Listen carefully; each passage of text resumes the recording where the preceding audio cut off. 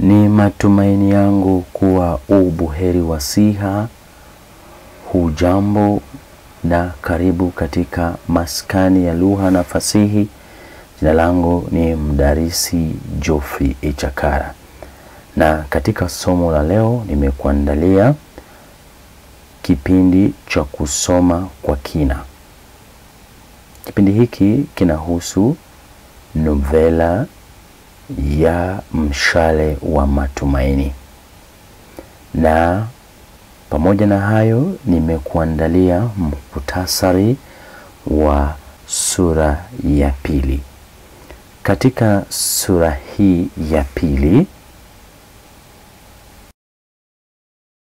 Zingo anasimulia kuhusu usuli wake. Tunatambua kuwa alizaliwa na kukulia mjini Kisamale. Hakuwa ameshuhudia uhasama wowote wa kikabila tangu utotoni.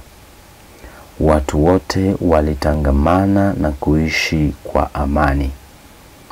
Uvumi uliokuwa umesambaa kuhusu uvamizi wa Walanga ulitulia na hali ya kawaida ikarejea.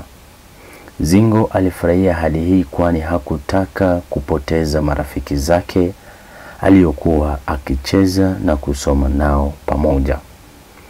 Baada ya muda fulani uvumi huo ulirejea tena kwa kishindo. Watu waliingiwa na woga mwingi. Kadurenge alipendekezea familia yake kuhamia nchi jirani ya Azania au Jamhuri ya Demokrasia ya Tereka. Baada ya muda mfupi, Kadurenge alitoweka nyumbani kabisa. Siku chache baada ya Kadurenge kutoweka, vita vya kikabila vilizuka na kusababisha umwagikaji mkubwa wa damu.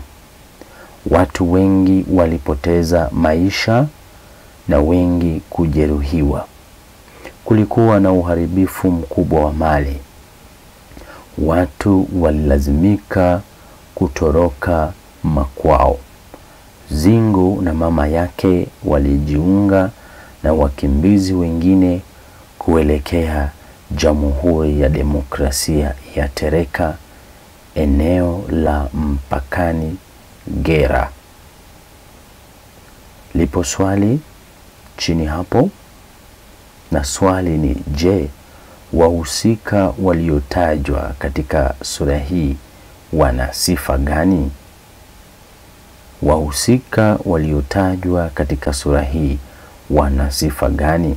Swali hili litakusaidia na kuwezesha kuelewa wahusika na pia masuala mengine yanayozungumziwa katika sura hii. Nimekuwa mwalimu wako wa fasihi, mdarisi Geoffrey Echakara. Tumefika mwisho. Kwa heri.